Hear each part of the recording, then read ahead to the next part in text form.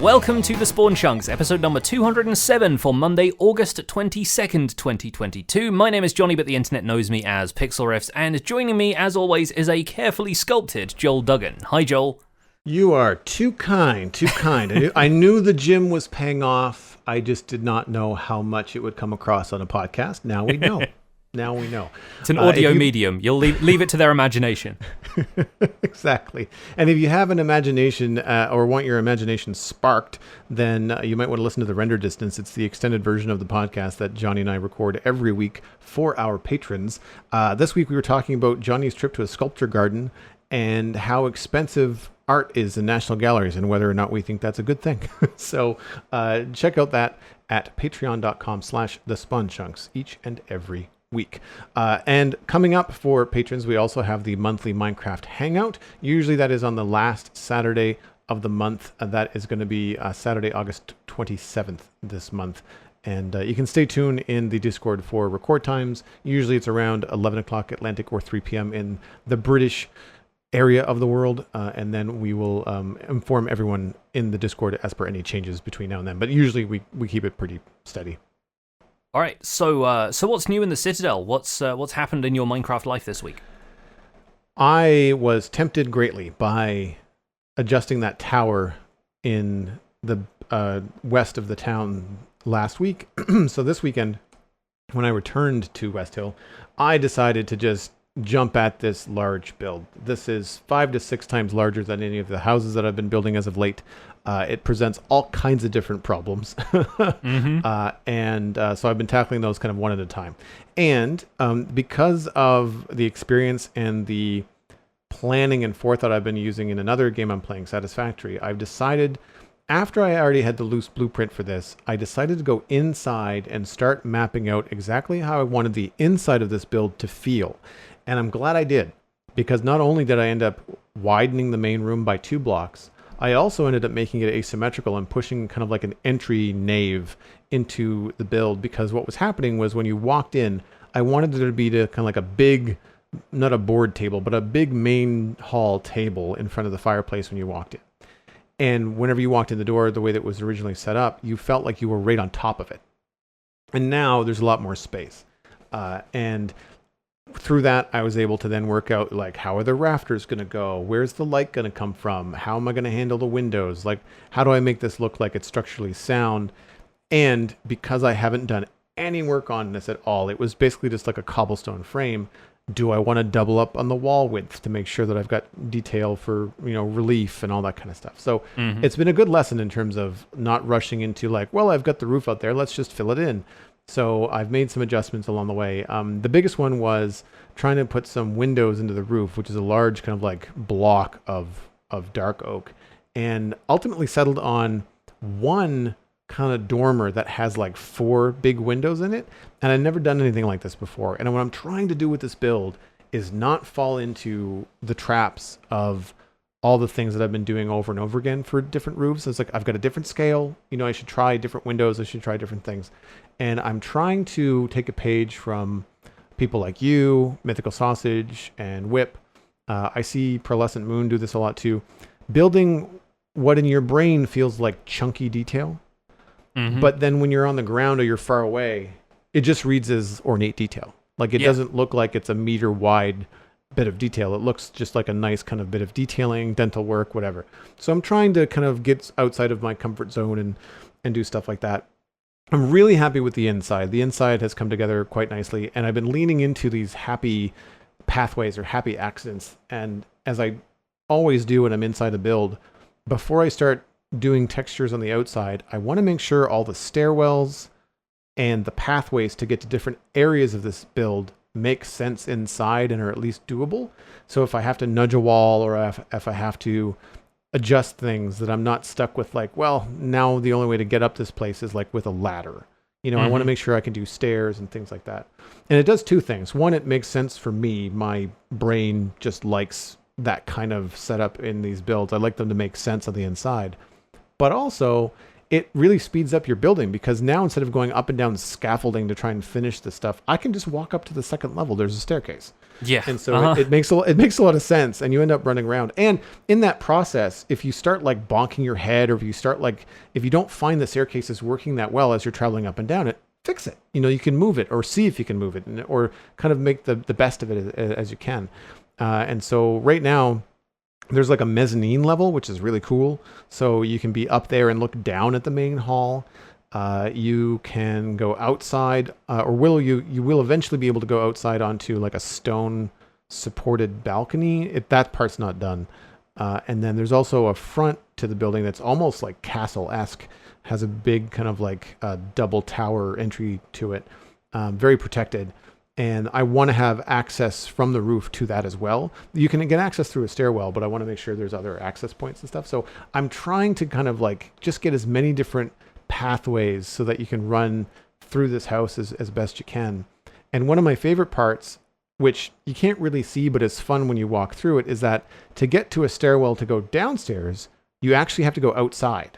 So you have to go to a tower, but your little bridge to the tower takes you out in the open, and then you go downstairs. Mm-hmm. And it's just one of those kind of like medieval fantasy things that doesn't really make any sense, but it's kind of cool. Yeah. I might try to light it with like a lantern or something like that, so that if you happen to be around the back of the building, you'll be like, oh, there's a pathway there. I should see where that goes, trying to entice people to look around.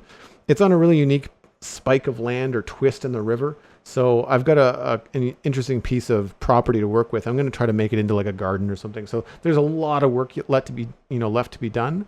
But it's really fun because it's not just another house I have to squeeze into a small space on the road. I don't have to worry about what it's next to because it's just going to be its own thing. It can be as different as it wants to be. I went with dark oak on the roof only because it looks fancy. Mm-hmm. And I felt like every other color just wasn't really working for me. So, and all the big structures in the town, the towers, the keep, the main gate, they've all got the dark oak roof. So I thought, well, I should maybe keep with that theme for the big structures, Yeah, no, so 3 things about this. First of all, I love the roof detail. Like that massive dormer with the different kind of arched windows in it looks great because it's so different from everything else you've got in the town. The roof is large enough that you don't have to go with the kind of smaller dormer windows that you'd be putting on some of the smaller structures in the town. So automatically it stands out as just that one house with the really cool roof window. And so that kind of gives it its own character. So yeah, I really like that. And like you said, from a distance, it does look a lot more like a kind of structural architectural feature than up close where you're maybe noticing some of the finer detail. You're looking at every single block in it. From a distance, it blends and it feels structural, even if structurally speaking, close up, it doesn't make as much sense architecturally for whatever reason in terms of like the amount of stone that's in there. Would the roof be able to support that? All of those things that you think about and then you think, well, actually, no, this is Minecraft. We don't need to worry about that too much. And that brings me to my second point is something I've learned from D&D is that the rule of cool always applies. Like if something is cool, we're playing a video game, it doesn't matter if it's like not realistic for how medieval style would have been necessarily, unless you are really strictly trying to adhere to medieval style for like reproduction of an existing, medieval settlement or something like that. You don't need to worry too much about that stuff. And if it leads to stuff that you think looks good, then that's the entire point of the exercise as far as I'm concerned, right? So that'll lead me into some of the stuff that I'm doing in a second. But the last thing is, the mezzanine level thing works, especially with a house this size. And obviously, like, it's a big house. Somebody prominent, somebody rich is going to live there. And one of the things that I found really useful about the architecture book that I did like a study session on a while ago and I still really need to return to is that the whole first chapter is about floors. And one of the things it says in that chapter is that floors have always been a symbol of status. The fact that you had a floor laid in your house to begin with, obviously in earlier days when building materials were more scarce or when people just had like dirt floor in Viking longhouses and that kind of thing, right? Like to actually have a laid floor and, polished polished so that it wouldn't give your feet splinters and that kind of stuff. That's how status starts to build up in the form of floors. And what you've got in this room is a balcony that you can look down on people who are eating at the table in the center of it all in front of the fire. And so there is a place for the lord of this house, whoever it is, to look down upon his guests who are reveling in the hall, and he's above them and he can see everything that's going on. And so that in itself, as an architectural feature, lends a lot of credence to the idea that a rich person lives there, because that's what a rich person would end up having in their house. They've got the room for it in the height of the ceiling to begin with, but there's also just an element of status to that I think really comes across.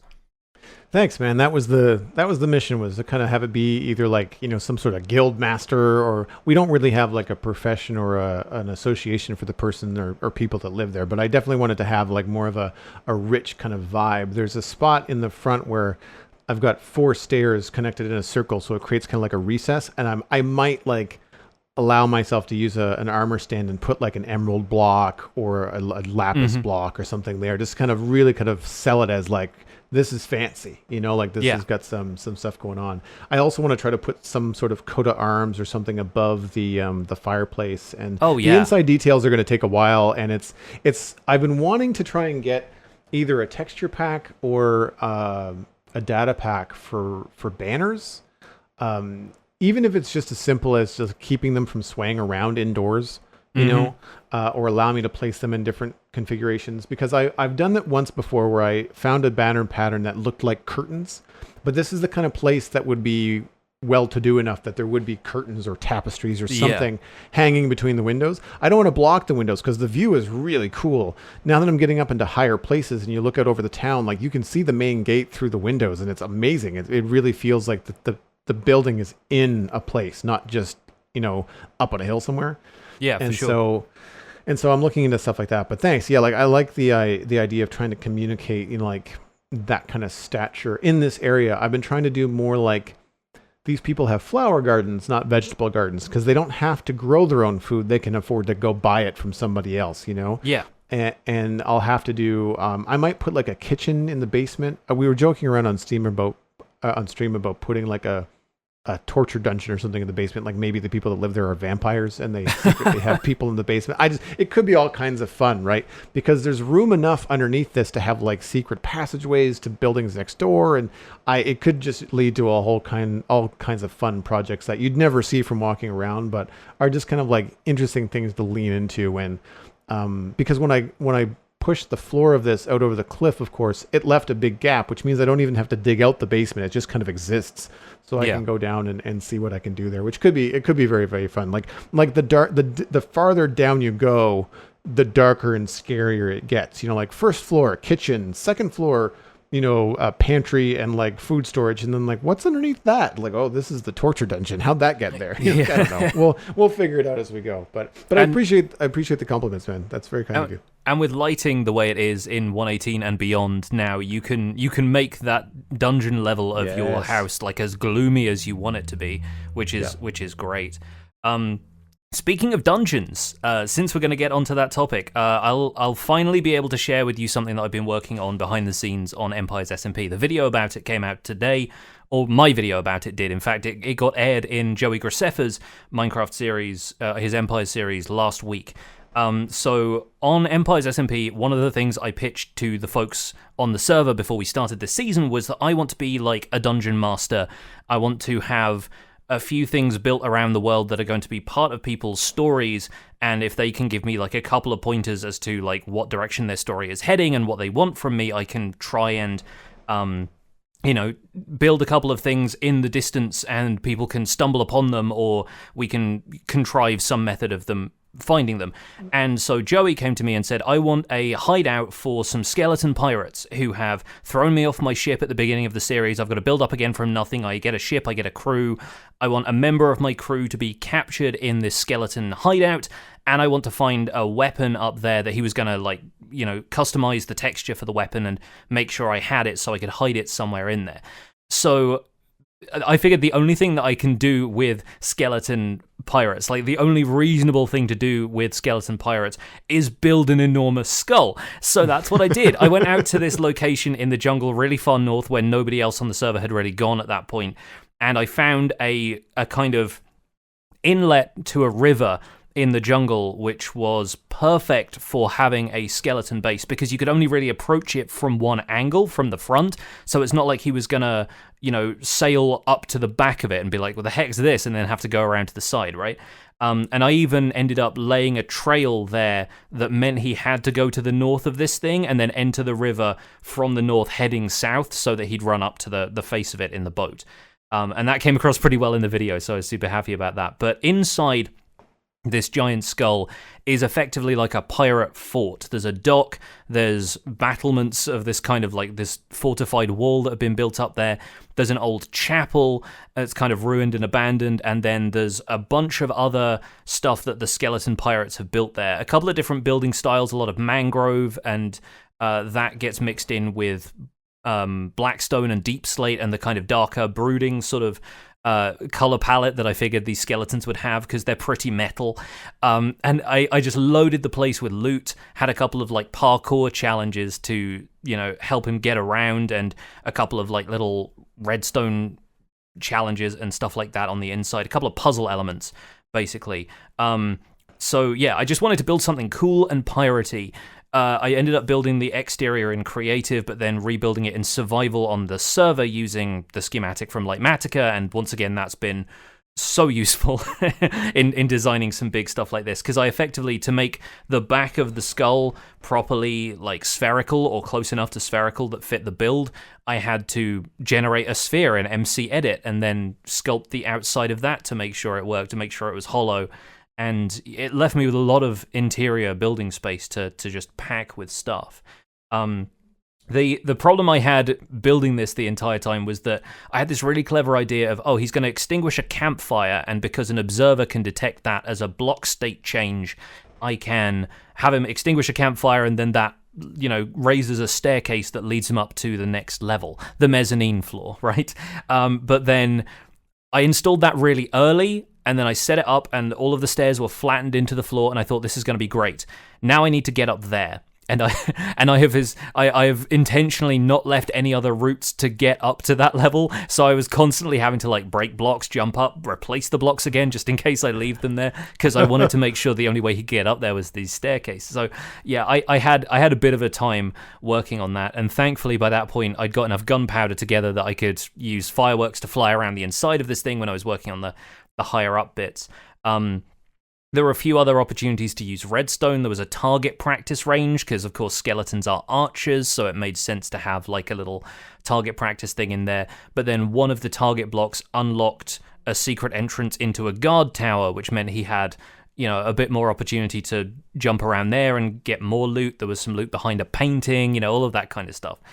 And then the funniest thing happens when he's running through the dungeon and he gets to the weapon in the chest and everything, and then there's one spot up in the top corner, basically, of this cave where there's a lectern that I've left a book on that says, the leader of the pirates knows that he's alive. It kind of moves the story forward because he thinks, okay, this pirate captain is now hot on my trail, right? And I left that up there, and I left some dripstone spikes that he could probably have like climbed up and parkoured to and from them. And then for set dressing, I put a bunch of moss and stuff coming down from the roof of the cave, and I thought, okay, I'll put some glow berries up there, that'll illuminate it a little bit more, maybe prevent any natural mob spawns in that corner without putting too many other lights around, and I left it. And when Joey ran through this, evidently either he or I had been there for long enough that those cave vines had grown a whole bunch. And so instead of parkouring up the dripstone, what he ended up doing was climbing up the cave vines, because they had grown long enough that he could leap to them. He could climb up, just kind of holding space, and then jump down onto the area where the lectern was from there. Completely unintentional on my part. So like emergent gameplay happened in this dungeon I designed, which was just one of the most fun things of watching him run through the whole bit. But it went really well, and I have ideas for like 5 more of these at least. So I'm very much looking forward to doing more of this.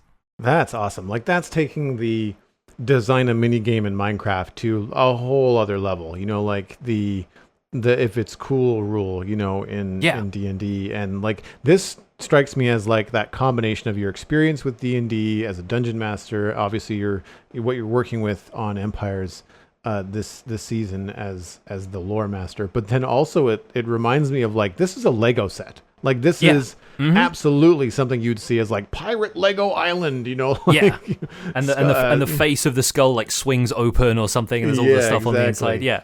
Yeah, no, it has that kind of scale and level of detail where like there's just stuff everywhere, you know, like everywhere you look, you want to go, including as we just mentioned, banners, which have the skull and crossbone on them, which I mean, obviously go a great deal to sell it even more as pirates, like and the mangrove wood, like it has that tropical cobbled together kind of stuff, where like this could have been part of a boat, that crashed, and so they use that. And then you've got obviously anytime you use like fence posts as rope, it looks like the kind of big, heavy, like mooring ropes that you'd get from ships, that kind of thing.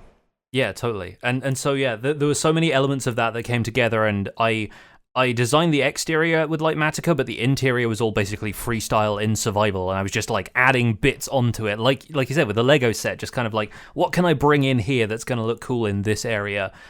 Chest boats were really cool to stash loot in because, of course, these are pirates, and so they'd been rowing chests full of loot back to the docks to like load onto their kind of stash of ill-gotten gains. I thought that was going to be really fun. There are a couple of minor frustrations with skeleton AI. There's the one thing I'm taking away from this is like, make sure the mobs are locked down in specific areas, because I lured a bunch of skeletons in, name tagged them so they wouldn't despawn. I gave them all funny names, and then I hoped they would kind of spread out and just kind of mill around the area. And then what happened is they fell into the trap that I had, where I couldn't jump back up to the second floor of this whole thing, in that they found like the one block that they could just kind of casually hop down onto, and a couple of other areas where there was only like a 2-block drop or something from there. Impossible to jump up, but very easy to jump down. And then all of the skeletons ended up at the front of the build. So when he arrived, he got absolutely like hail of arrows coming at him from the skeletons, and then nothing anywhere else in the cave. So the one other surprise I had in mind was that when he shot the target and opened up that secret guard tower door, there was a wither skeleton in there, and the wither skeleton climbed a ladder at the back, and then it didn't get down from there, and so its head was halfway up into a trap door, and then he just shot it with an arrow from a distance, and he was like, oh, elite guard, I better be on my toes, which was fine. He played it really well, but I did really feel like, the wither skeleton should just have been there, so when he walks in, there should be, something coming at him right away. But like it's they say never work with children and animals. I'm adding hostile mobs to that list for this whole exercise. I have plans in future to use hostile mobs much more tactically than that, instead of having them be able to just freely roam an area. Like they need to be in cells, in minecarts, in boats, whatever. But as long as they can just be in static locations, that is probably how I'm going to design dungeons like this from now on. I've always liked the idea of putting skeletons behind walls and then having a player trip something that just drops a block so that the skeletons have line of sight. It's like instead of having dispensers shoot arrows, having like live skeletons shoot arrows at a player. But if you have enough skeletons behind the walls, then it could actually be quite funny. Yeah. I mean, have them in like little bunkers, little turrets or whatever. Yeah, like totally. Yeah. I could do some stuff like that in future. I've got a few plans that, again, I don't want to reveal now because I've got a lot of cool stuff in mind. But yeah, we'll see what the future holds for dungeon design. But it is fun being a dungeon master on Empires at this point. I'm looking forward to more opportunities to do that. Moving on to the news, there isn't really any, I'm afraid. As far as the Minecraft angle goes, at least, we haven't seen anything from Minecraft.net, and at this point, with September on the way, October shortly after that, it's usually the way the year works, we are assuming that the team is getting their heads down and working towards whatever they're going to be presenting at Minecraft Live this year. It seems like whatever tweaks they needed to make to the chat reporting feature in 1.19, they are comfortable with for the time being, and maybe just waiting for more data to come in on that, but it doesn't look like there's a 1.19.3 on the way or anything, so we don't really have any news for you this week. We have some podcast-related news, though, because Impulse SV is going to be coming back and joining us for a second episode. He's going to be here for episode 208 next Monday on August 29th. We're going to be helping him celebrate the launch of his Imp and Skiz podcast with his good friend Skizzleman and the creation of his new home studio, along with, obviously, a discussion about what he's been doing in Minecraft lately and the continuing success of the Hermitcraft server. But aside from that, no real news on this front, so I think it's probably time for us to get into listener email. Sounds like a plan to me. And if you have an email that you'd like to send the show specifically for the Impulse SV episode, make sure you indicate that in the subject line of the email so that we can file them and make sure they don't get lost in the great deal of email that we get, as well as indicate if you are a patron or not in the subject line. That will help us out a great deal. If you would like to send an email, you can send that to spawnchunkmail@gmail.com. Keep them short, keep them sweet, and that's how you get considered for the podcast, just like Mark with a C. The subject is updating maps for caves. Joel and Johnny.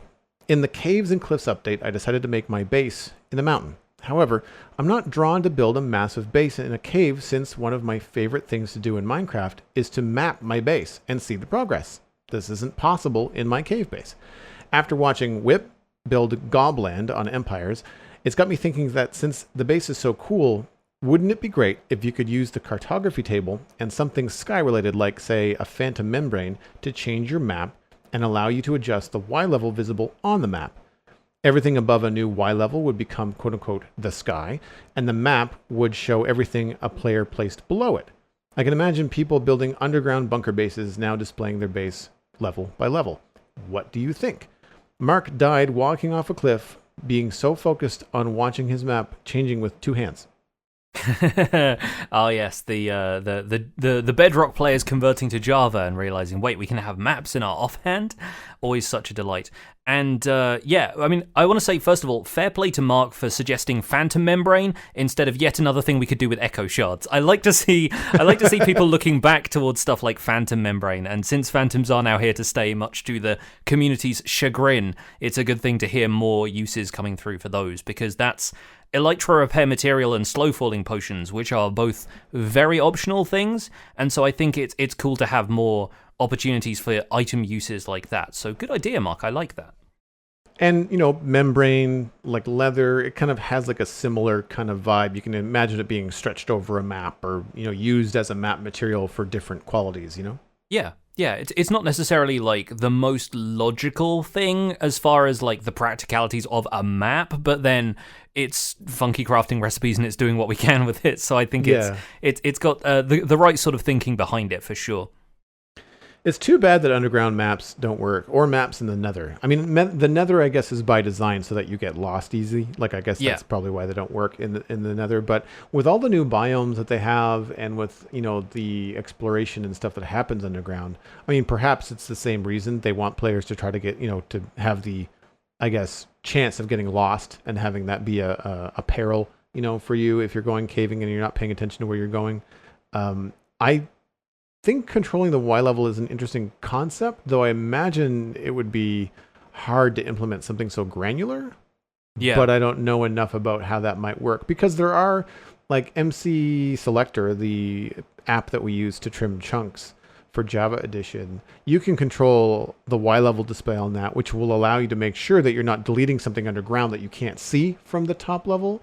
Mm-hmm. But that app also does a pretty good job of like kind of like intuitively showing you, well, we're detecting a lot of player placed blocks here, so we're going to kind of give you a cutaway anyway. Because I found trimming my nether chunks with that app very easy, because I was easy to see everything that I was doing, and the nether has got a ceiling. Like you can't just look at that like top down like you can the overworld in a very easy way. You know, your sky and there's nothing between you and the ground. So yeah, I'm not really sure whether that would be, you know, controlling the Y level would be too granular, but I like the idea of having different kinds of maps. You know, like what if there's 2 or 3? Maybe you get an overworld map, an underground map, and maybe late game you can get another map where getting lost is not really an issue. It's more about, I just want to know where things are, you know, and rather than going into spectator mode or trying to find, looking things up online, you could have an in-game way to kind of map the nether, see a little bit farther than your feet can take you and say, oh, there's a bastion over there, or oh, there's a fortress over there, or there's the warped forest biome that I've been looking for. Like all that kind of stuff could be really, really fun. And from what I've seen in other applications that we've used for trimming chunks, the nether is really colorful when you look at it top down, you know, between the lava lakes, the basalt deltas, and the crimson and warped forests. Like, it's really cool looking, and it's too bad that we can't map it. Yeah, I kind of agree. And I think that's one of the things we've been talking about in previous episodes is moving Minecraft into the 2020s in terms of what's possible with the game and how it looks and the quality of life kind of stuff. And I think this might be one of those things that sooner or later, even though, yes, it makes sense that the Nether is a disorienting place and it's difficult to map and the bedrock ceiling is there and all of that kind of stuff, sooner or later, stuff like this can come through and catch up. I mean, we didn't have end maps for a really long time, and then those were implemented, I think, around 1.9, maybe slightly after. So I think the possibility of that is still pretty viable, even if, for various reasons, it hasn't been there so far. And yeah, like you, I think it's a concept that works well circumstantially to control Y level, and if you had maybe like use 1 or 2 or 3 or 4 Phantom Membrane to just reduce the Y level by 32 chunks or something like that, not 32 chunks, 32 blocks each time, just subtract 32 from the coordinates, then it makes sense up to a point, but then if you get any more granular than that, it's a little bit more difficult. And it'd be fine with a cave base inside of a large cavern where the ceiling feels very open. The example of Fwip's base on Empires 2 is a good one because he's just got a big, wide open cavern and lots of little builds just kind of on shelves and on the sides and that kind of thing. But then the tighter confines of those like noodle caves could be very difficult to map, and it's just as viable to build a base there, really. Like, some people's bases, I think about like Etho's man cave base from his long-term single-player world, covers a whole variety of heights, but the corridors are still only like 5 blocks high in some places. And making sure that you covered all of those and made it look like the warren of tunnels that it is still going to be quite difficult on a map like that. It's sort of difficult to show all of the facets of an underground setup, which is how come top-down maps are just going to work so much better for the surface. I do wonder if there would be a way to map like player-placed blocks versus non. Like if you wouldn't get the ceiling blocks, but you might be able to get the floors and stuff like that. But then again, if you've placed a ceiling in, then that would cause a problem anyway. Because like Nether, for example, when people do their Nether tunnels, they tend to do the whole 360. Like they decorate the whole thing. I kind of wonder how that would work. And it's, in one way, like you don't want it to take away from other player projects. Like you could still make a map of your cave system if you wanted to go to an overworld biome or the end and make like map art block for block and actually That's one show option, yeah. Because it would be neat, like if you had a dungeon and you wanted to be able to show a map of the dungeon to show people where the boss room was or something like that, to have a map on the wall. Don't tempt me, Joel. I've got too much work on my plate already, but you're talking about dungeon maps after what I'm doing on Empires now. It's too much. Yeah. But that is genuinely an idea I had back in Survival Guide Season 1 when I was working on the museum. Like, to take it out of the dungeon context and put it somewhere else, like, I wouldn't have been able to do a top-down view of all of the different rooms of the museum once I'd built the roof and everything else, and I was building that in a modular way where I couldn't just chop the top off of everything so that you could see where everything was. So my alternative to that was I will go and build a floor plan of the museum somewhere else in a stripped down block palette and just show where the walls are and then maybe have the names of some of the exhibits. And that'd be possible for players to hold in their hand while they were looking around. It wouldn't even need to be to scale with the footprint of the museum, as long as you knew what you were doing and you shrunk it down to a scale that would fit on a single map. Yeah, that makes sense.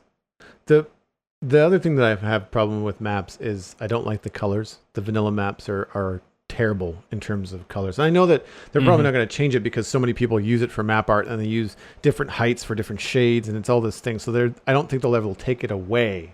But I feel like they could make a version of a map that would be more appealing and entice people to make a map of their world. I'm spoiled. I use the Zeros map mod on the Citadel, and it has an option for like traditional Minecraft colors or colors that better represent the blocks that are in the game.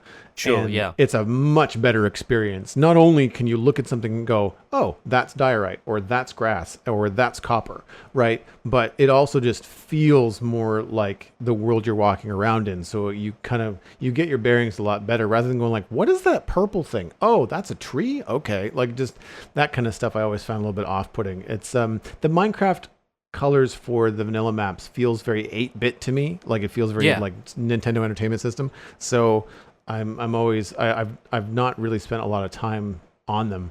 I don't know if there's any kind of mods or data packs that will change that. I mean, there's the Zeros map mod, but that's a map for the UI. It's not like an in-game map item that I can tangibly use. I expect you're not the first person to have had this problem. I expect somebody out there will have thought, yeah, we need a mod for this, and made something that's like truer colors for maps. And like it's really interesting to see what people can do with those constraints. Like I think about the amount of map art building that goes into changing heights so that you have different shades of a certain color, and the nuance that gets injected into that. And that's the kind of thing where along the same lines as if we put in some kind of redstone component that's an all singing, all dancing thing that does whatever the technical community wants it to do, is that invalidating all of the effort that goes into working around the fact that we don't have that yet? That's what I think maybe is the case with map art stuff, is like if they change the color palette, for a start, maybe there's a lot more data that they have to store in terms of the potential colors, but also all of the people who built really complex images by pillaring up into the sky with like a specific amount of elevation to make sure that their maps have the right kind of shading, does that then throw all of that stuff out of the window because they could have just done it with a simpler amount of blocks and a flatter surface the whole time? And then you've got the other things like the player map art projects, like I want to say it's a Piston Bolt on SciCraft, where they have like a subway map that they've made, and it actually shows you kind of like there's somewhere else in the world they've made the map art that shows you where these complex tunnels of piston bolts go, because you don't want to be on it and then stuck on it going the wrong way for 5 minutes. And just like that kind of stuff. Like it would have to be additive. It wouldn't be something that would change existing Minecraft stuff. It would be like, well, if you take your map to the cartography table with a book and quill and some dye or something like that, then you get better colors, but not replace existing Minecraft colors. Because I think in a lot of ways too, there's a lot of iconography and preserving Minecraft to a point, in the way that they don't change the way that the creeper looks. Do you know what I mean? Yeah, for sure. And I do think what ultimately comes out of this question is like, hey, cool new uses for the cartography table as well. Like I'm always up for 100%. Workstations being giving a bit more love in that respect. And speaking of things that need a bit more love, let's move on to our next question that comes in from the Nookie, who's an ore producer of our Discord. And the subject is new uses for diamonds in the end times. Very ominous. Good afternoon, Johnny and Joel. In a recent episode, you had a discussion about a new use of diamonds in the late game because they tend to have low value in single player or servers without an economy like on Hermitcraft. What if there was some sort of special workbench where you could trade in diamonds for a variety of design alternatives for certain items? For example, you input iron bars and you get matching to vanilla variations in the smithing shape of the bars, or black variants for darker uses. It could be based on unlocking recipes, or you pay per stack crafted. Or maybe you get a wand with which you would click on already placed blocks in the world and it cycles through your available texture options, with no additional item versions. Unlocking options could be kind of like achievements, or that you can learn in Skyrim hidden in treasure chests, or maybe even with Minecraft archaeology in the future. I was visiting the Cologne Cathedral recently and dearly wished we had a way to build something that beautiful in Minecraft. Love the podcast, cheers. The Nookie starved to death because she couldn't decide which texture matched best. I feel called out with the death line at the end. I feel like that is something that I've definitely fallen victim to, whether I've been blown up by a creeper or just purely walked off a cliff or something, just trying to decide what blocks to use. I love the idea of using in-game resources for end-game recipe unlocks. I've mentioned Satisfactory already today. I've been playing it a lot more recently. And in Satisfactory, you have a sink, a awesome sink, where you can then destroy items you craft in the game, and it gives you tickets like you would get at an arcade, an old school in-person arcade, that you can then spend at the awesome shop in Satisfactory to unlock things like beams, ladders, angled walls, like a bunch of really cool stuff that you get to build with. It keeps players from getting overwhelmed by all of the building choices when they first start the game. It adds gameplay, it feels like progression and rewards, and it teaches you how to do a bunch of other mechanics as well. And there's also, it just feels like achievements down the line. Like when you run out of building materials, there's things that just cost astronomical numbers of tickets, like, a golden trophy of your player. It serves, it's just bragging rights that you've sunk, like 500,000 tickets, because it takes forever to do that. It's just, it's like digging out, a perimeter in Minecraft. It's the bragging rights, right? And I like that the Nookie's idea also involves paying with the materials as well. So it's not that diamonds just get you free stuff.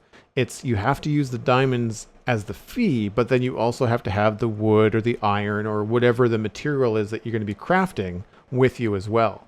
And I think that having that kind of finite like resource, like diamonds being used, like destroyed, you don't get them back, you have to spend them in the game, would have a really interesting mechanic. Now, I don't know how many of these things you want. I mean, like, we already have an inventory crunch, so like I don't know if I necessarily want to be able to have more variations of things, but I feel like it could be something that could balance the effort in versus reward out that we talk about so often on the show, where you want to build something small, you want to build something with a lot of detail or something that looks really cool, and you get frustrated because the only way to do it is to do it with like a specific kind of set of blocks, and it has all that player kind of problem solving.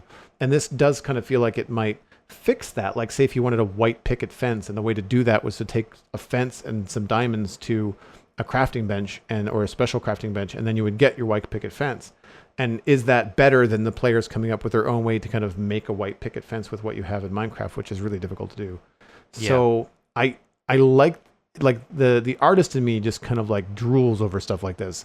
And I just like the fact that in the Nookie's email, she didn't just say, you like, give me the thing. There's a finite cost to it. And I think that's important. Yeah, like I think the thing that really jumps out to me about this idea is just there being the uses for diamonds. And like at a certain point, diamonds, even on, heavier usage servers like Hermitcraft, where they become part of the economy, they still basically become the items that you show off with. Like this season of Hermitcraft, they built enormous pillars made out of diamond ore and diamond blocks because they didn't really know what else to do with them. In the previous seasons, they had them basically be used to pay for land, and then they became a throne, and then the throne gets stolen, and they drive the plot forward, but really they're just ostentatious. They're just used to look how much wealth we have. And that's not the hermits themselves being braggy, but it's just like the way it works as part of the series. And I think it's appropriate that if they... if you have a bunch more diamonds that you can pour into aesthetic stuff later, if you just have them lying around, they give you more ways to show off. That seems like commensurate with the idea of diamonds to me. Like, I think that works quite well. And the more I think about it, the more I feel like diamonds as money needs more uses for diamonds to balance it, because they feel like a proxy currency now. They're effectively like paper money, where it won't actually do anything, but we all recognize that they have value, and we've all just collectively agreed that they have value. But before that, we have to use them for practical things. They're the first tools that we put together that really feel like they're going to stay with us for a long time. And they have all of that intrinsic value to them because we have known them to be that way for a while. And obviously with villager trading becoming more of like the other route to diamond tools and becoming more popular as a result, you end up with diamonds sort of falling by the wayside and just being the enchanting table thing. I think recapturing the actual value of diamonds instead of just the agreed upon value of diamonds actually enhances the agreed upon value of diamonds as well, because people can go, yeah, no, that's actually a thing that I need, that I would use as a resource for something, and it becomes more about bartering for that resource than it does about just kind of paying with cash. And I like that idea. I like the idea of reclaiming the value that diamonds have had for us nostalgically for a while.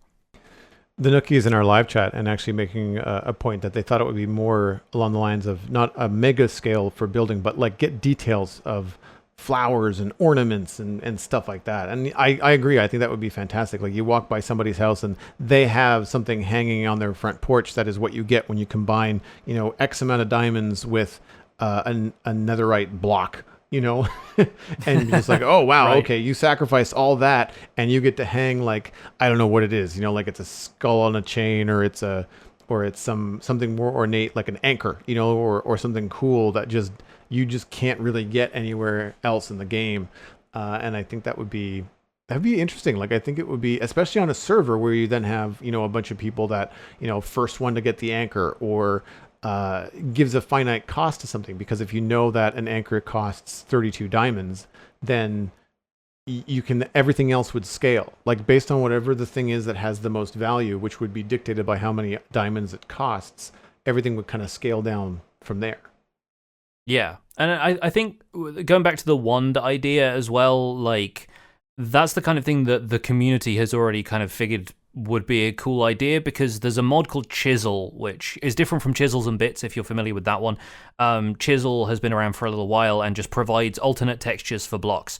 And you put those blocks into a chisel, or you right-click on the block with a chisel, and it cycles through the different patterns for them. And so there have been a whole variety of those just kind of loaded in as textures on modded packs that I've played on, and I haven't really played that much modded. So ideas like that are already out there, and it's just how you fit restraint into those ideas and the minimalism that we know from vanilla Minecraft, and how you make it feel like still a part of the vanilla Minecraft world if you want to add variety and detail in that way. And does it then take away from the idea that new materials and fun crafting recipes and different stuff could be added to the game, and how much of it becomes about, well, why don't we just add that to the new diamond upgrade system? Like, I think it's an interesting thing to balance in terms of new ideas coming to the game and, interesting ways of implementing them versus just piling onto existing features, Yeah, I think that the wand and the chisel, like, to me, when I hear that kind of idea, it usually speaks to the desire of players wanting more cool stuff, but then also speaks to the inventory crunch that we're dealing with, so that they try to come up with a way like, well, I want to add more textures, but I don't want more stuff to carry around. So like a wand or a chisel or some other kind of table that you make stuff on kind of alleviates that, especially if you can then, because in the mod that I played, I think it was chisel or it was something very similar, and it allowed you to then retexture. So like if you made a bunch of these, we'll call them pillar blocks, and you didn't like them, you could take those pillar blocks back to the same crafting table where you made them and change them into something else, without having now these chisel blocks that you either destroy or put in a chest somewhere and they take up a slot. So that kind of stuff, I find. It brings us back to a similar conversation we've had about painting wood, and like one solution there would be like, well, once you paint the wood, well, like then you've got 16 different colors of wood, and if you start to mine that up because you've made a mistake, then your inventory starts to fill up really quick. But what if when you mine the wood goes back to normal, like the paint gets destroyed in that process? So there's a cost to it. So you're sacrificing dye if you build the thing, don't like it, have to tear it down after you've painted it, then you're like, well, crap, I'm now out all of that blue dye because I painted my house blue. So I feel like there has to be some sort of give and take with it. But then when that happens, like, you also run into the inventory squish too. Yeah, I think diamonds seem like a sensible way of not having the player do a ton of that kind of crafting up front just in case, you know what I mean? Like, it makes it more of a deliberate decision to, I'm going to have 3 of these things because I'm putting 3 diamonds into this and those feel precious to me, Yeah. That kind of makes more sense. On the subject of mods, though, we decided this week we were going to have one of our old school roundtable discussions where we both bring a short topic to the discussion, and I believe yours had a bit of modded flavor to it, so why don't you kick us off? Absolutely. Recently, Eximavoid from Hermitcraft posted a video showcasing a list of performance, UI improving, and gameplay tweaking mods that they currently use on the Hermitcraft server. Now, some of these mods are server side and other are client side that Eximavoid uses when making the videos that you see on YouTube when he does Hermitcraft stuff. And it just brought me to a point where there was a lot more mods than I thought there was going to be, especially from a performance standpoint. So the first question I wanted to put out there was, from a performance standpoint, at what point do we as players do too much work to improve and manage the performance of Minecraft? And where should it be out the gate? from Mojang Studios. And then secondly, from a gameplay perspective, where do we draw the line with mods and data packs to still call the experience quote unquote vanilla or vanilla-esque?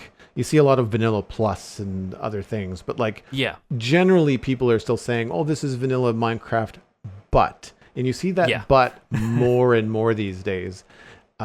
So before I get into it, just out of curiosity, where do you think we stand in terms of performance stuff? Do you feel like we should be getting a better performing game given how many mods exist to tweak it? It's a difficult question to answer, this one. On the surface, I would love the game to perform super well right out of the box with no additional need for optimization mods and all of that stuff.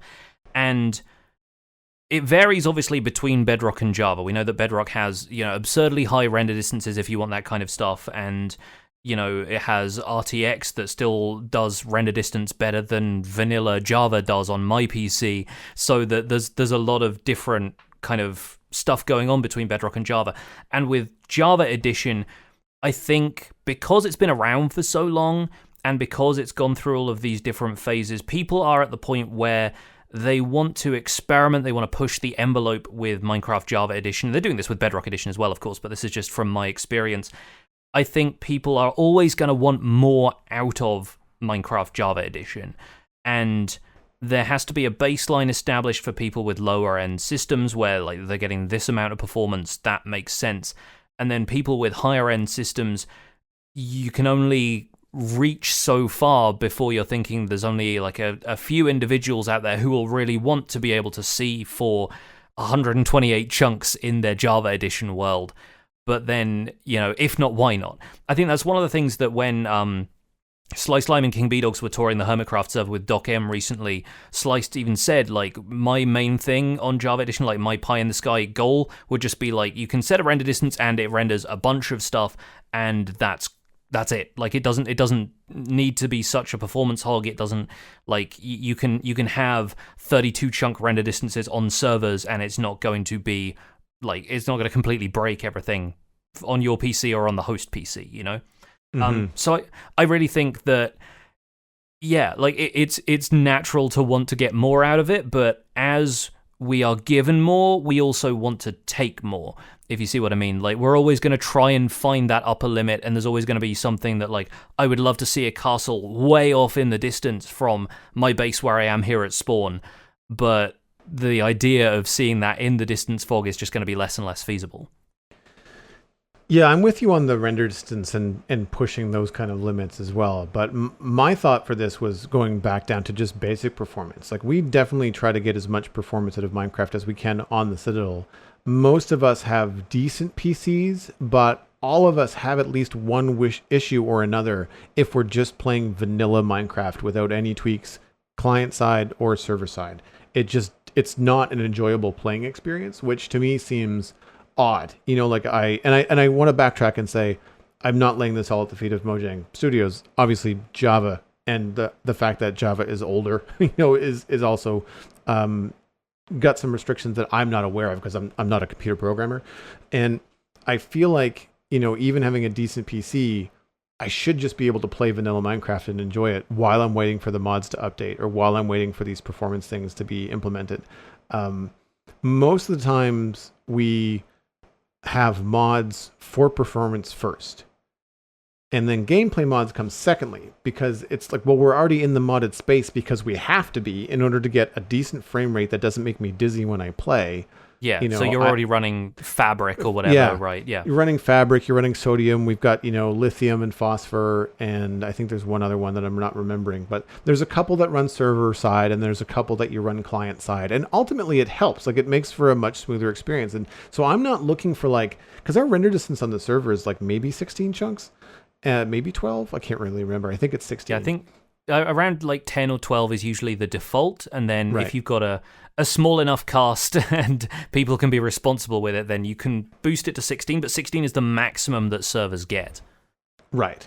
And I think too that we get a small crew, 6 of us. Very seldom do you see 2 of us online at the same time. And if we do, it's like ships passing in the night where some person is logging off as somebody else is logging in. Right. And, yeah. And so performance wise, it's not bad. Like I only notice a real slowdown on the server if there's like 3 of us in different parts of this 5-year-old world loading in everything. Cause like each person is in their own zone, which is full of stuff, over the last 5 years. And so that kind of thing, I understand we're pushing the server a little bit because of how old the game, the server is. But yeah, it just kind of struck me funny that I have to do so much work every time Minecraft updates to a new version to change all of these mods over. And it just reminded me like when I'm, a little impatient waiting for the new Hermitcraft season to start as the new game versions come out, you just realize just how much work goes into the behind the scenes on something like that, because they have more than just the performance mods. Exumavoid went out to outline a bunch of other UI mods and quality of life stuff and the social things that they use. The really fun stuff that you see on Hermitcraft right now is people replacing music discs with their own sound bites and sound files to be able to troll other players, play cool stuff. Like sometimes it's mood music. I remember CubFan135 did like an announcement to his Total Chaos game, which I thought was really funny. Yeah. When Tango gets going on Decked Out 2, a lot of that is going to be involved, I have a feeling. It's going to be a lot of music discs saying things like, "You are now entering the dungeon," or whatever. Yeah, exactly. It's going to be a lot of fun. And that's, that leads me into the second part of the questions, like where do we draw the line with mods and data packs that, and still call the experience vanilla. And for me, I find that after the performance, going on down the line, I then check with like GUI. Like that's where I want to make improvements, where it makes Minecraft feel a little bit more modern, like a modern video game. It takes some of the hassle out of like going through shulker boxes. So things like the shulker box tooltip or Zero's mini map or world map that I mentioned earlier in the show today, or mini HUD, which we use mostly for just showing light levels. It's just a super fast way. Like rather than using the convoluted F3 screen, I just tap one button and there's a number on the block on the ground that says light level 0 through 15. And if there's no number, it means that it's a slab or it's got something there where it's not a spawnable space to begin with, so I don't have to worry about it. It is the easiest thing to do. And even though Mini HUD does a lot more than that, that's the main purpose of it. So a lot of the next kind of tier of mods that we add are, just GUI stuff. And then we get into tools that are used for maybe streamers or more social stuff like simple voice chat, Zoomify for zooming in and like pointing stuff out to your viewers, things like that. I've not pulled the trigger on FreeCam, and this is kind of one of these funny things for me where I resist it because like if I want to, I'm the admin on the server, I can just go into spectator mode and fly around. But I don't do that because my viewers are potentially playing on servers where they're not the admin and they can't just flip to utilize spectator mode to see their build from a different angle. So I'm the one that's zipping around with my Elytra and trying to get different angles and stuff like that. And I just haven't installed the FreeCam thing just because it feels a little bit like a deviation from the vanilla survival experience too much. Yeah. I might be changing my tune if I was trying to make YouTube videos full time. Like I can understand the time crunch and like I get annoyed with how much I have to fly back and forth and look at things. But my kind of mode of operation for that on the server is like I don't try to just fly up on top of stuff to see what it looks like from far away. I try to fly to other vantage points in the town, like the wall around the town or looking at something from the main courtyard or the window of another building. I try not just to like go find the highest mountain or try to hover above it and see what it looks like. I do that for screenshots, but that's different. That's just trying to get a little bit more of a cinematic look for stuff I post on Twitter. And then lastly, where we deviate for fun and for some convenience are things like data packs for tables and chairs, armor statues. We don't really have any mods that really push the gameplay. One could argue, are data packs really mods? Are they not? But the data packs are kind of like where we get most of our deviations from. The other one would be like the mini heads. So you get the mini heads from animals and blocks, and you can trade with the Wandering Trader and get mini versions of blocks. And it just allows you to have a little bit more decoration. And all of it seems to stem from me wanting more sub blocks, especially when it makes sense. Like I really feel like Minecraft should have tables and chairs. And so I let myself have that data pack and I try to make it look as close to vanilla as possible. There's virtually no detail in these chairs. They look like planks in stair form. The other thing is the ability to place something off the grid. We talked about this a couple of weeks ago when I had that shield leaning up against the pillar and how much that sold the work that was going on in the blacksmithing shop. And then the last thing for me is the ability to use something like the armor stand data pack to nudge something into a space where it normally couldn't go because the sub blocks, like a trapdoor, take up the entire block space. So you can't always put a trapdoor and an item in an item frame in the same spot. And so by using the armor stand data pack, I'm allowing myself to like put a crossed sword plaque on the wall, or I try not to overuse it, but there's just some times where it just really sells a room or just is a nice little key piece. And this goes all the way back to what, the Nookie was talking about with, how cool would it be if you could just use diamonds to purchase coat of arms, that you could either put on, even if it's something on banners or something that you could apply to a map or to an item frame, just anything to kind of give you that sub-block detail that doesn't affect like every other block in the game. And that's where I usually have a problem with texture packs, is that if you're doing texture packs and data packs, sometimes you have to sacrifice something else to retexture it. And where data packs come in, you can say like, all right, well, I'm going to give you this ability to do with an armor stand. And it doesn't take away anything else in the game. You're not sacrificing your end stone to make another brick color. You know what I mean? Yeah. Yeah, definitely. Like, I think the main thing that comes down to this, the main thing I think of when we're talking about where all of these types of mods deviate from the vanilla experience is, I think it boils down to, does the mod only exist to adjust cosmetic stuff? Like, is it aesthetically driven rather than it being alterations to gameplay? Because, I consider the Empire's server still a modded server in the sense that we use mods quite heavily, but only to change stuff that we could do with a resource pack if resource packs were just a little bit better at what they did. And I mean, that's probably not the kindest way to put it. If resource packs gave us more options. So, like, for example, a week or so ago, Smallish Beans threw a splash potion at somebody, and some magic happened behind the scenes, and that person was shrunk to half the size. Like, their character model rendered in like a baby villager size. Lore happened, right? Awesome. But it's fun. And the foundation of that could not be done, I believe, with the current way resource packs work, which is why our mod team has been fiddling with some stuff behind the scenes. They're also doing some neat stuff with entity transparency and stuff that isn't normally allowed with resource packs. And there are various good reasons for that. Like, if you can make a player completely transparent, then you can have somebody cheating in Skywars or any kind of like competitive game scenario, right? Just by changing their skin. So that I can see why it doesn't exist.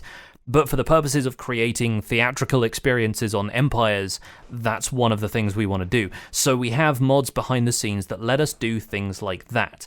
But the blocks on the server and everything are still gameplay. The players are still constrained by survival gameplay as it exists in the out-of-the-box vanilla. You can even log into the Empire's server with a purely vanilla client. Things are going to look a little bit strange, and you're not going to see some of the special effects and stuff that happen, but you can log in with straight vanilla and it works. And I feel like you couldn't do that if it was a server that required like content mods to be there in the folder. So I think when we draw the line, really it comes down to aesthetic stuff. And the same goes for Hermitcraft. Like, they have a few data packs and mods and stuff like that that allow them to do things like you were saying, add sound clips to music discs and goat horns, that kind of thing. They can retexture certain items if they're given specific names or if they are, combined. On Empires now, we have essences for each of the different empires, which are, again, part of this mod that we've got running behind the scenes that allows us to combine weapons with essence in a smithing table or use the essence on mobs that we've, figured out we want to have as part of our collection of villagers or whatever, and use the essence on that thing, and it transforms the texture of it while still keeping all of the functionality the same. And it's all just aesthetics. It's all just stuff that we couldn't have a resource pack for villagers that didn't apply to everybody's villagers server-wide without coming up with a system that allowed us to just apply it to one villager in particular. And so that's really where I stand on the vanilla argument with this stuff, is that the gameplay all stays vanilla, and it's just stuff that we could be doing with resource packs if resource packs gave us a lot more options. Yeah, no, that makes a lot of sense. And I think that's where things like the tables and chairs come in, is because those are just, I don't remember the exact name for the data point, but it's something to do with like it's extra data or external data, but they're trapdoors. The trapdoor is just given a specific value, and then that value is assigned a new model and a new texture. And that's it. And so when you put it down, there's a brief minute where it kind of goes ba-bonk, and it looks like, sorry, tables, not chairs. The chairs are actually pigs. They're pigs with saddles on them so that you can sit in the chair. It's just that the pig has got no AI and just is invisible, so it stays there permanently. But the tables are the ones that have the trapdoor. And the tables have different leg combinations. 1 leg, 2 legs, 3 legs, 4 legs. And by clicking on the trapdoor and essentially using it, you can see it flip.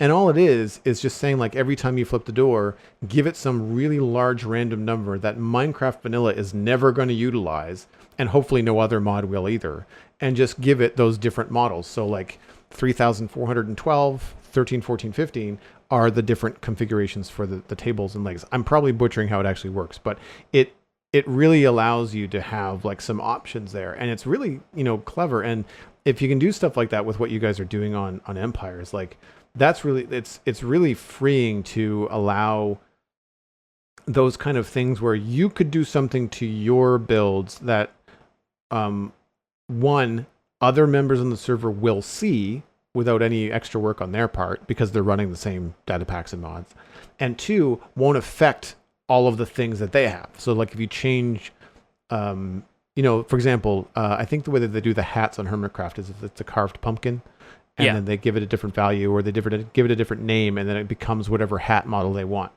And that's really cool, provided it doesn't change all of the carved pumpkins for everyone into witch hats, you know what I mean? And that, I think, is really powerful, and kind of a good illustration of what you're talking about with, if texture packs did more, then that's where kind of like it we wish it could do that, but we have to go externally to kind of get it done. Yeah, I think I see it as a similar approach to the way, like, a lot of online games, like first-person shooter games like Fortnite or whatever, a lot of the things that you can buy for use in that game are just cosmetics, right? Like, they don't have anything that alters gameplay for you in a way that makes the game feel pay to win. And it almost feels like the same methodology being applied to the modded stuff, is that we don't have anything that feels like it's unbalancing vanilla gameplay for us or for everybody else on the server. So that kind of keeps it in the vanilla wheelhouse while allowing us to just change the look of things however we want. Like, even stuff like running shaders, running Optifine is, it's technically a mod, and this is one of the reasons why I've kept Survival Guide completely vanilla this entire time. But the only time I've done anything with mods in Survival Guide is I wanted to load up a Fabric instance with replay mods so that I could record a cool-looking time-lapse and make the series look better. Technically speaking, that took Survival Guide into the realm of modded Minecraft, but only so I could make a better-looking video. And again, it's all about the aesthetics side of things, and then I just I copied the folder straight back into my vanilla folder, and that was it. But, I think some people draw the line at a variety of different places when it comes to the vanilla experience, and I think there is still room for mods to be out there challenging whether or not the vanilla experience can be made better at the base level. So these are still really good questions to ask in terms of what performance should we expect from vanilla Minecraft, and how much performance should be allowed to kind of, creep up as far as community effort goes. And it's not our job to fix everything about the game just so we can make it playable. And that's why, development of the game is an ongoing process with so many additional tweaks and things like that moving forward. Like, the technology has to move forward all of the time, which, fingers crossed, is something that Mojang continues to do for the foreseeable future. So what do you have brought to the Roundtable this week? Well, I'm talking a little bit more aesthetics myself, actually, because I noticed this week, and I didn't include this in the news read because it wasn't officially announced anywhere, but some folks noticed on the Minecraft Reddit, and it was confirmed in a couple of developer tweets that later got deleted, so we won't quote them here. But apropos of nothing in particular, the Minecraft art team added updated default skins for both Steve and Alex to the Minecraft launcher this week. I've included a link in our show notes that links to a side-by-side comparison on Reddit. And it may be that the tweets got taken down because they still had, a couple of tweaks they wanted to make to the textures. Maybe it wasn't ready to be announced yet. I don't know what the specifics are there. But for a start, Steve's classic goatee beard returned after having been part of marketing material and other appearances of Steve, like when he's in Smash. I think he's got his kind of old school beard look. I think even in Minecraft Dungeons, maybe he does. But those have been edited out of the default Steve skin for a while. And then Alex's shirt texture was adjusted, and both of them have had some extra layering from that 3D layer, the kind of hat layer that now applies to the entire body of a Minecraft skin. They've got some rolled up sleeves, there's a bit of hair texture, that kind of stuff. And so that kind of got me thinking about how important a Minecraft skin is to a player's self-expression, and how that can be subverted as well. Like, I think you and I both have skins which are meant to be more or less in-game representations of our real-world selves. Like, I know that's the case for me. I think we might have talked about this before, but remind me, did you model your Minecraft skin after yourself? The head, yes, that's hand-drawn by me. I made myself a cartoon of myself because I have those skills. The rest of it is, I'm pretty sure, just a farmer skin that I downloaded. So it's got blue jeans and a plaid shirt. It's kind of a fun Canadian stereotype. And at the time when I first started playing, I was doing all these redstone farms around the Dartmouth Meadows. So I kind of had myself as like I was the local farmer sort of deal. But I had my own glasses and my own little newsboy cap and like all that kind of stuff. It was fun to do, actually. Especially because like I downloaded most of the body, tweaked it a little bit so that I could have my sleeves rolled up and stuff like that. But then the head was where I put all the work. The sleeves and the pants and the feet and everything was just, it's normal, download the skins that I liked and took the things that I liked from them and just kind of like cobbled them together in Minecraft. And I've not changed it since. Like I've just, it doesn't really matter because I don't see it, and I'm not, we don't do a lot of cross player stuff on the Citadel, so I don't show up in other people's streams. No one does YouTube videos, so it's not like it's a marketing or any part of my quote unquote branding, whereas, sure. Whereas skins on Hermitcraft or skins for you guys on Empires are much more iconic and thematic depending on what's going on during the season. Yeah, and thinking about the more iconic Minecraft skins that are out there really got me thinking about this, because take Dream, for example. I don't know if you're familiar with the way Dream's Minecraft skin looks, but it's basically a green, like, solid color, like lime green across most of it, and then the lower half of the body is just like a crudely drawn cartoon of a smiley face, right? And that's been interpreted by fans in all sorts of different ways, but he doesn't look like a person in that Minecraft skin. Like, it's not meant to be a representation of him in reality. And a lot of people favor that. Like, some people have skins that don't look like people. That ranges from things like anthropomorphic animals, a pig walking on its hind legs, kind of literally, which of course we have in other regions of Minecraft, but that goes to all sorts of animals. You have, player-shaped Minecraft mobs. You have people who walk around as zombie pigmen or, Endermen, but in a smaller scale and that kind of stuff. And then you have the abstract stuff like Dream Skin, like, block colors, patterns. Adrian Brightmore, who's a guy we've talked about before, who kind of codes Python stuff into Minecraft and does all sorts of fantastic geometrical stuff, generates fractals in Minecraft, really dabbles in the mathematical side of the game. his skin is more like a fractal pattern or a set of kind of MC Escher style lines. It really looks like it should be an optical illusion if you look at it for too long.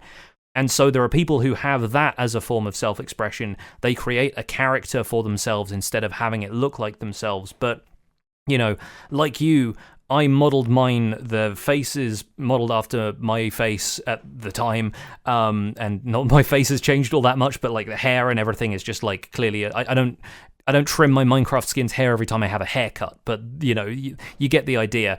All of the clothes that I'm wearing are clothes that I wore regularly at the time that I was designing my own Minecraft skin, and that, like you said, has now spiraled out into my brand.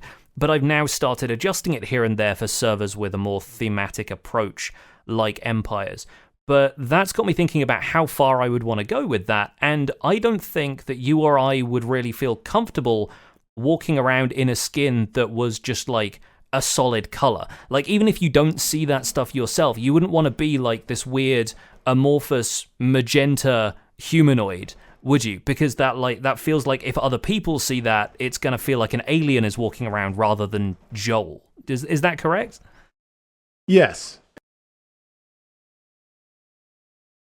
But like I like to think of myself as part of the world walking around building it. So yeah, I definitely like the idea of the personification. We do have skins on the server that are not necessarily humanoid, but it's things like Anna Marie, I think, had like her whole skin was like a Daft Punk sort of situation. So she had like a great big helmet, you know. Mm-hmm. It looked more like No Man's Sky than it did Minecraft, but still had like, you know, head, arms, legs, that kind of thing. Yeah, of course. But yeah, like I don't really think of myself as like an entity or skins that like have weird sort of non-humanoid stuff. I definitely would stick to that. I could see myself changing it if I had the time to like change it for Halloween or Christmas, you know, put it like a Santa hat on or something like that. Could be kind of fun. But it would all pretty much stay with me as my face. But I think that's just we'll call it lack of imagination in terms of like RP and playing. Because like I don't really throw myself into the game so much that I need my skin to change because no one sees it most of the time. I mean, 90% of the time it's just me and the stream, and you're looking at a first person view. There's no mirrors in Minecraft. So like you don't ever get to see me. I'm not even one of those people that does the third person view where like I look at the camera with my Minecraft avatar. I just I speak to people via the stream more like they're sitting in the room with me over my shoulder, not that I'm talking to the television camera, you know what I mean? Yeah. And it's funny, I think you might see your skin a little bit more often than you think, just because it's always there when you open your inventory. It's covered by armor.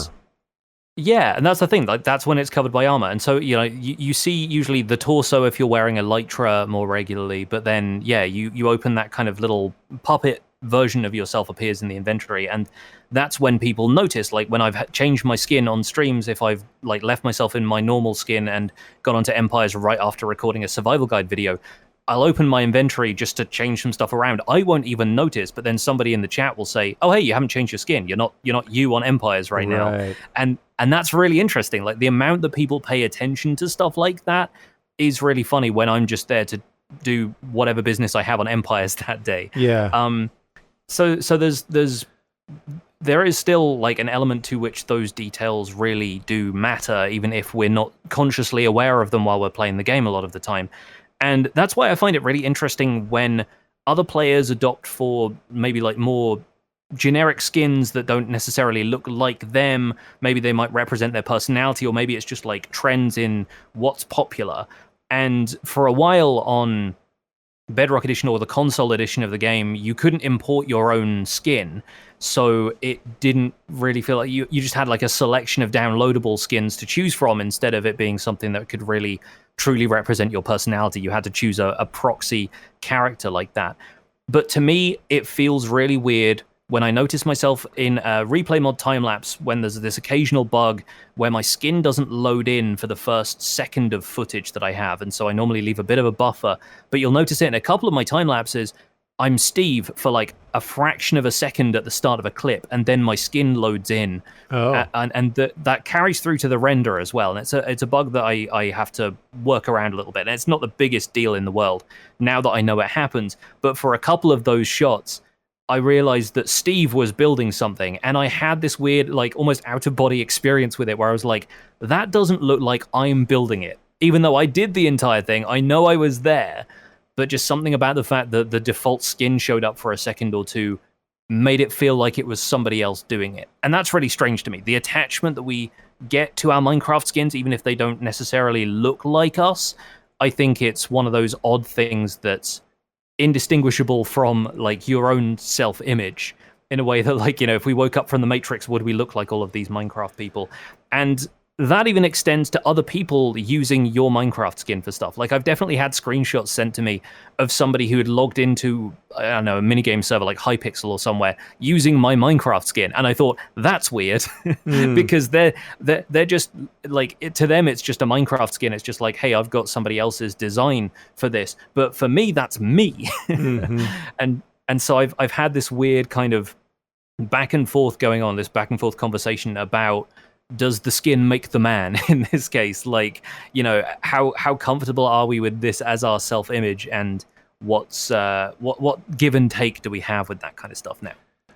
I wonder with the people that are really invested in the avatar and really notice that kind of stuff right away, I wonder if it's, I don't want to say like it's necessarily a generation gap, but maybe a use case. So for example, if Minecraft was or is the first social experience that you've had online, and you don't know or have other avenues to talk to your friends you met and you tend to socialize in Minecraft on a Minecraft server, then that becomes how your friends see you. And I can see how that becomes way more important than, for me, I'm going to talk to you on Discord or Twitter, or we're going to text one another, you know, compared to logging into Minecraft and always using the avatars. And that, for me, like a good portion of that is like me being, you know, a little bit older in terms of how I see myself online. But recently, like I just changed my Twitter, Twitch, Discord avatar from a cartoon that I drew of myself from like 2004. It's old. It looked like me, but it looked like me in 2004. And I updated it to a photo of myself, because I don't do as much art as I used to. I do more content creation. And granted, I'm not on any kind of webcam on a regular basis. I just thought, well, maybe it's time to just put a face to what's going on. And a lot of people noticed. And, you know, am I on the right server? Like, oh, am I on the right Twitch channel? You changed your logo. It's like, well, it's not my logo, it's just my face. But like that kind of stuff. And so I notice that people do get attached to that kind of thing.